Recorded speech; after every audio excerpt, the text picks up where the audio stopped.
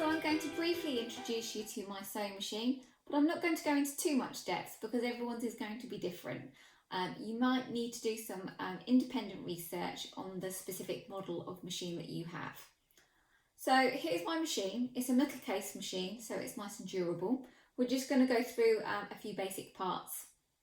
So the most important thing is your needle.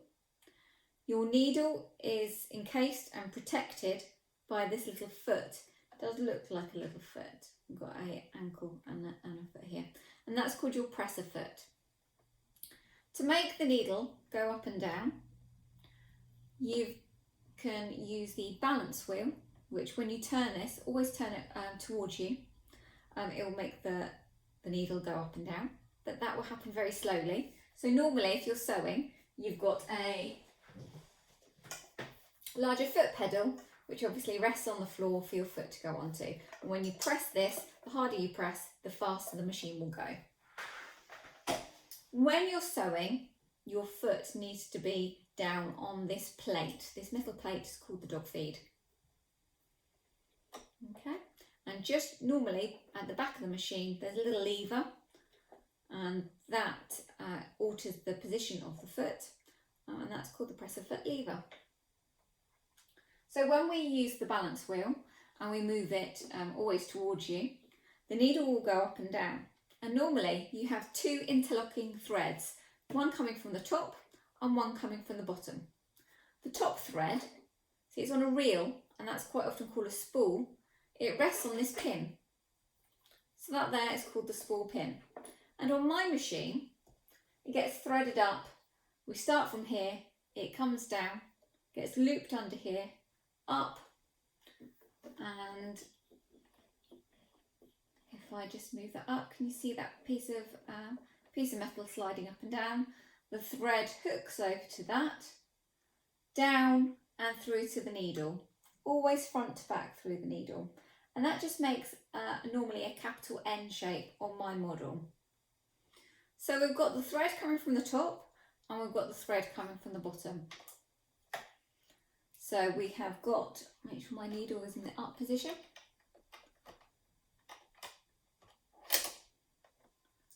We've got a bobbin case,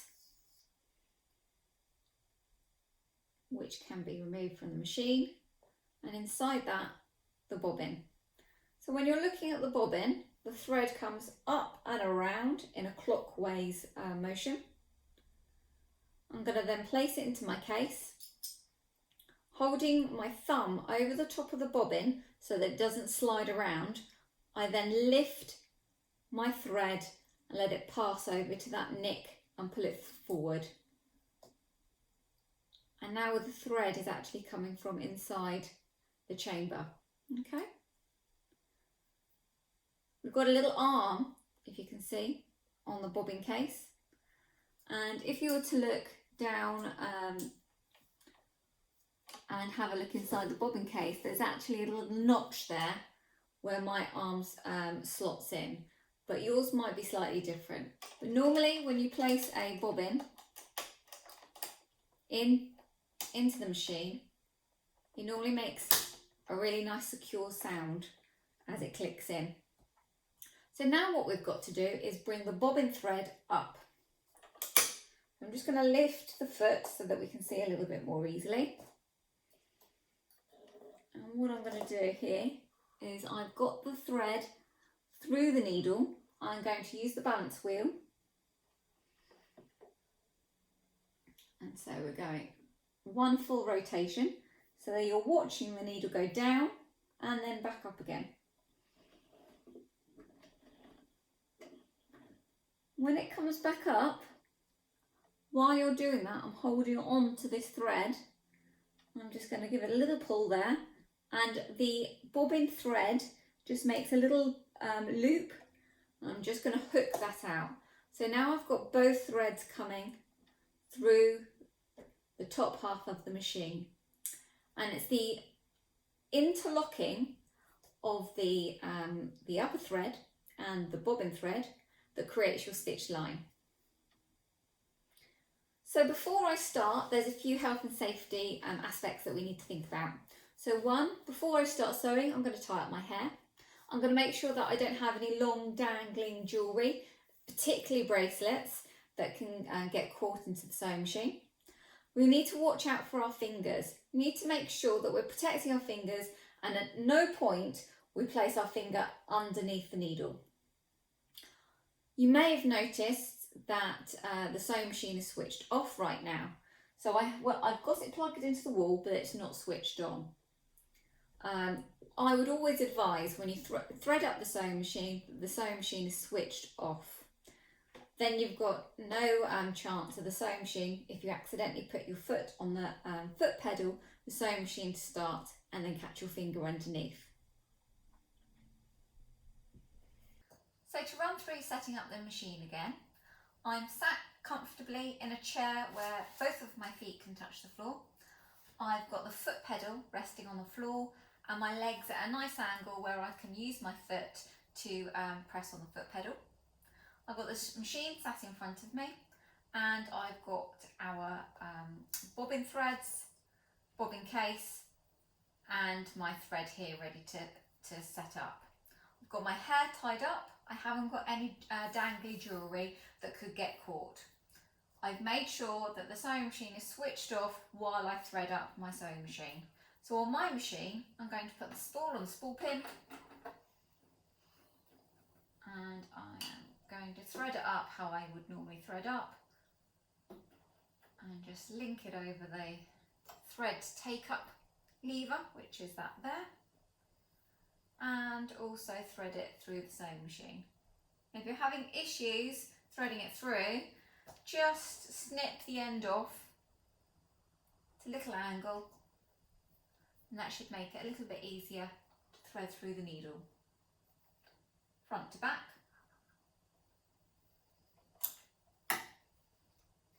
I'm going to place my bobbin with the thread running over, clockwise position.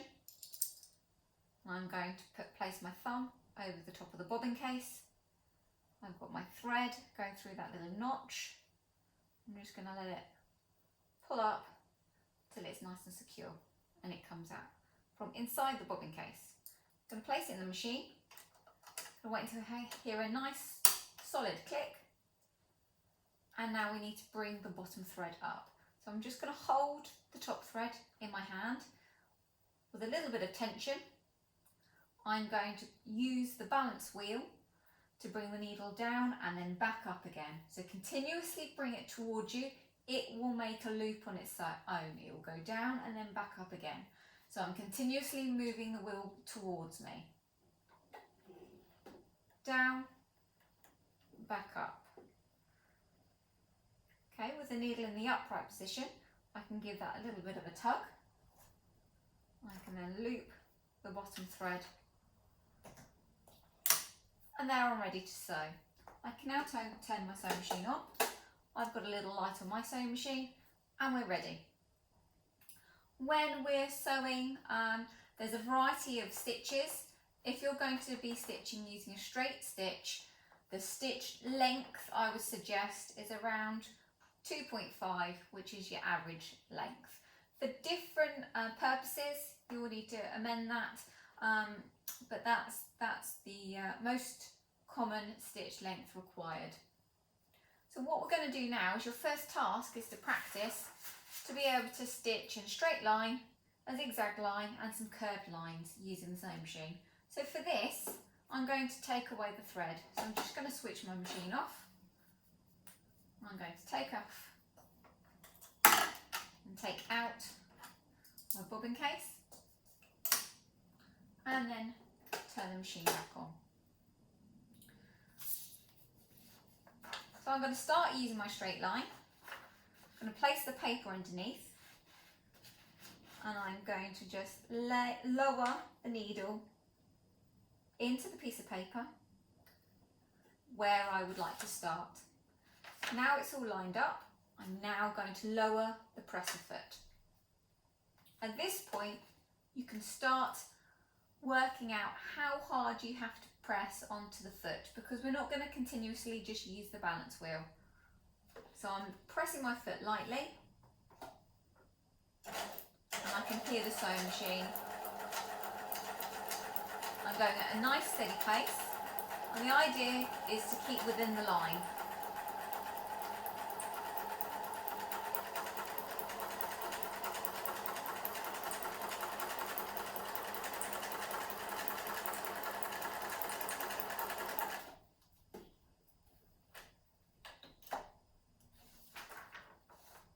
Okay.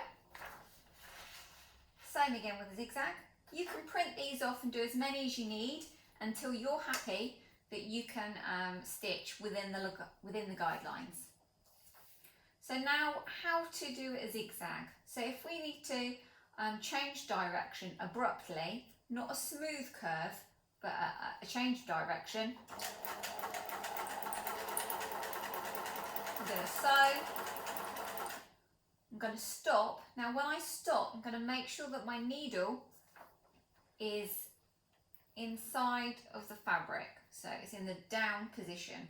Now I'm going to lift the foot and now pivot. So I'm pivoting around. So that's the reason why the needle is left inside. Normally it will be your fabric, in this case in your paper,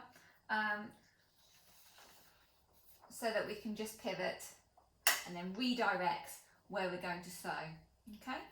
The sewing machine has little teeth underneath, and they just pad like this, and they take the fabric into the machine. So you're not pushing the fabric, or in this case paper, inside or through the machine, you're letting it take it. What your hands are for is directing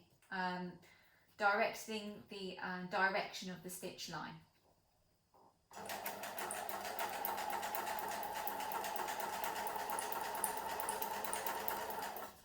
Okay, and at that point my needle's in the downward position. I'll lift and pivot. And then lastly, practicing sewing curved lines. I'm going to start on this one. I'm going to put my needle where I want it to start. Lower.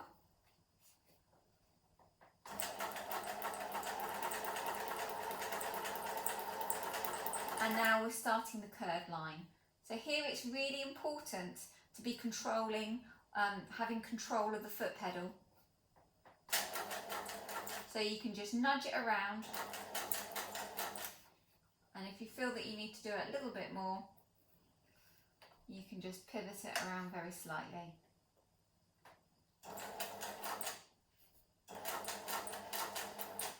Until